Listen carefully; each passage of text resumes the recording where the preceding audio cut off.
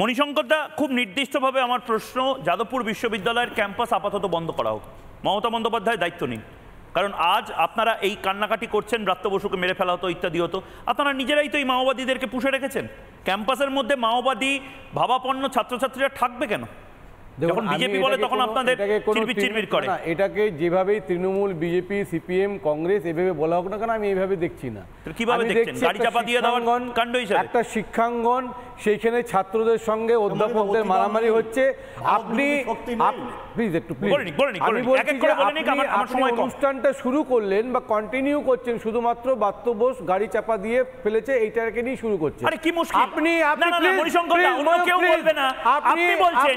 মণিশঙ্কর দা, না মণিশঙ্কর দা, আপনি নিজে একজন আইনজীবী মানুষ। আমি বলছি তো, আপনার গাড়ি, আপনি যদি গাড়ি চালাতেন, আপনি যদি এইটা করতেন, আপনি যদি এটা করতেন, আপনার গাড়ি নিচে যদি এভাবে চাপা পড়তো, তাহলে পুলিশ কি করত? আমি শেষ করতে হবে।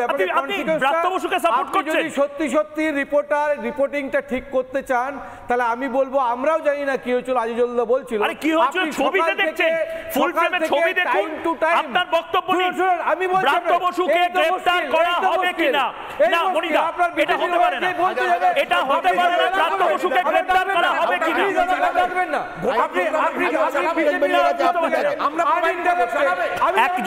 একজন করে বলুন, একসাথে বলে কোনো লাভ নেই। মণিশঙ্কর দা, না আমি বাকিদের থামাচ্ছি। মণিশঙ্কর দা, ব্রাত্য বসুকে গ্রেফতার করা হবে কি হবে না?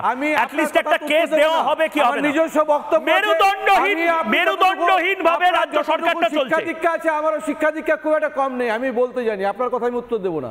আমি বলতে চাইছি, ব্রাত্য বসুর গাড়ি চাপা পড়ুক বা না পড়ুক, এই ঘটনাটা কখন ঘটেছে আপনি সকাল থেকে টাইম বলুন। 10টায়, 11টায়, এটা 12টায় একটা প্রভোকেশন কে করেছে, তার কনসিকুয়েন্সটা কখন হয়েছে, এটা একটা জিনিস। দুটো হচ্ছে, একটা কন্ট্রাক্টটা আছে সুপারভেনিং ইম্পসিবিলিটি বা মানে ডক্ট্রিন অফ ফ্রাস্ট্রেশন, এটা আপনাকে জানতে হবে। আপনি একটা ট্রেন লাইনে দাঁড়িয়ে আসবে, ট্রেনটা যখন আসবে আপনাকে জানতে হবে যে ট্রেনে আপনি চাপাই পড়বেন। আপনি একটা গাড়ি চলে যাচ্ছে, আপনি একটা গাড়ি চাপা পড়েনি, একটা দেখান তো টিভিতে কোথাও। আপনি ব্রাত্য বসুর গাড়িতে চলছিল, সেখানে দরজার সামনে উনি অ্যাটাক করতে যাচ্ছেন, যখন ব্রেক মেরেছে তিনি পড়ে গেছেন। গাড়িতে চাকাতে পড়েনি। আমি আপনাদের টিভি চ্যানেলে আমি কনসাসলি বলছি। ফলে আপনাকে দেখতে হবে যে কনসিকুয়েন্সটা হচ্ছে এই ঘটনাটা, কিন্তু আগের ঘটনাগুলো কি ঘটেছে, তাহলে আপনাকে টাইমলি পুরোপুরি দেখাতে হবে।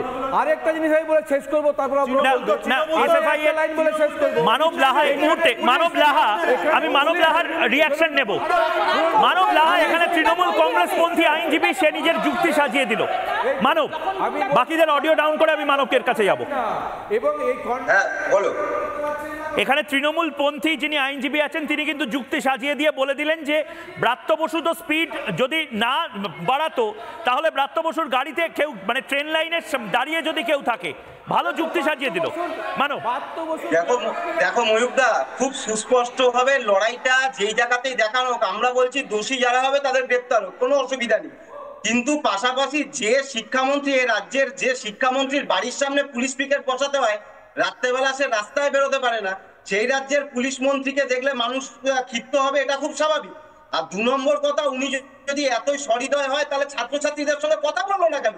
কথা বলে তুমি দেখতে পাচ্ছ, কথা বলতে চেয়েছিল ছাত্রছাত্রীরা ওনার কাছে দাবি করছে, তার সন্তান সমতুল্য, তাদের সঙ্গে কথা বললে তারা নির্বাচনের দাবি করছে। তারা কি তাকে বোম মারতে যাচ্ছে? তারা বলছে নির্বাচনটা হবে না কেন? স্কুলগুলো বন্ধ হয়ে যাচ্ছে কেন? শিক্ষা দ্রব্যের দাম বাড়ছে কেন? শিক্ষা নিয়ে ছাত্রছাত্রীদের তাদের যে দাবি, সেই দাবিগুলো বলছে। কারণ স্বাস্থ্য সুন্দরভাবে, শান্তভাবে এই সরকারের কাছে দাবি নিয়ে গেলে পুলিশের কাছে ঘাট ধাক্কা চাপ কিছু না। নানা ধরনের কন্টেন্ট দেখার জন্য লাইক করুন, শেয়ার করুন আমাদের ফেসবুক পেজ, সাবস্ক্রাইব করুন আমাদের ইউটিউব চ্যানেল। পাশাপাশি অন্যান্য ব্রেকিং নিউজের জন্য অবশ্যই চোখ রাখুন রিপাবলিক বাংলায়।